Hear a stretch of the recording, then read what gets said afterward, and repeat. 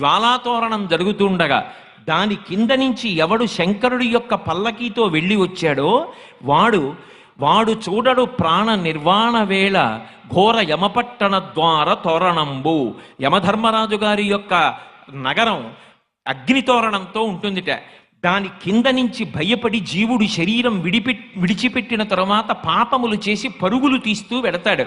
అలా వెళ్ళవలసిన అవసరం లేకుండా కార్తీక పౌర్ణమి నాడు ఎవడు శపథం చేసి స్వార్థంతో కేవలం పాపములు చెయ్యకుండా ఇక పైన 10 మంది గురించి ఆలోచించి సమాజం గురించి ఆలోచించి అందరూ నా అన్నదమ్ములు అక్క చెల్లెళ్ళన్న భావనతో త్రికరణ శుద్ధిగా బ్రతుకుతానని కోరుకుంటాడో అటువంటి వాడి పాపములు తొలగతోసి నేను అండగా ఉండి అక్కడ దూరవలసిన జ్వాలాతోరణానికి బదులుగా ఇక్కడ జ్వాలాతోరణం కింద నేను అండగా ఉండి నిన్ను తీసుకొస్తున్నాను.